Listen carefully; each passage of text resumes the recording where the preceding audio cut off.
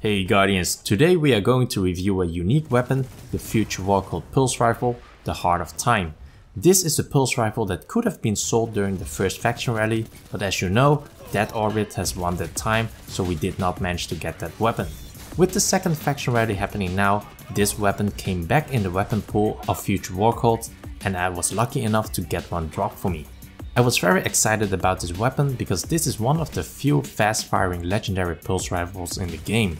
And on top of that, this is also one of the few weapons that has Dragonfly, which is essentially the Firefly from Destiny 1. This is the perk that causes a small explosion when you hit a precision kill, which is very useful for crowd control in PvE. The Heart of Time sits in the 540 rounds per minute archetype, like the Iron Banner Time-Worn Spire and the Lincoln Green.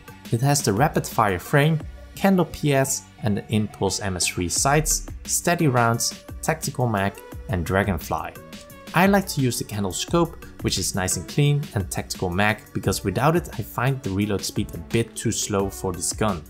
So how does this gun perform in PvP? Well, it is a very fun gun to use. It really feels like playing with the Clever Dragon back from Destiny 1. For those who are not familiar with it, the Clever Dragon was for a time dominating in Destiny 1, until they nerfed it. But this gun is in no way as powerful as the Clever Dragon back in Vanilla Destiny. It's great on the medium range, but if you go a bit further than that, then the damage fall off is very noticeable and you will not be able to compete with auto rifles or scouts.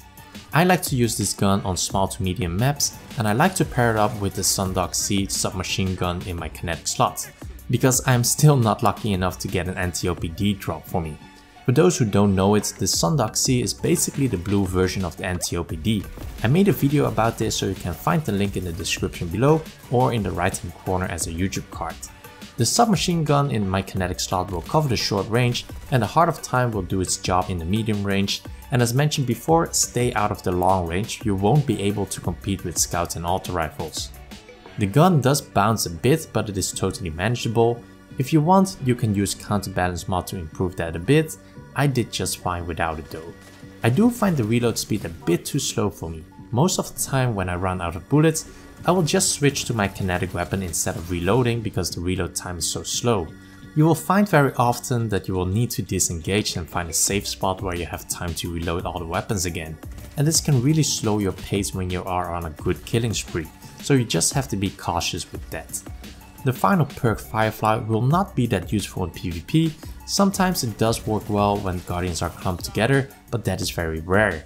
You will find better use with this in PvE, where adds are more often clumped up together, especially in public events. The weakness of the fast firing pulses in PvE is very noticeable in their damage output.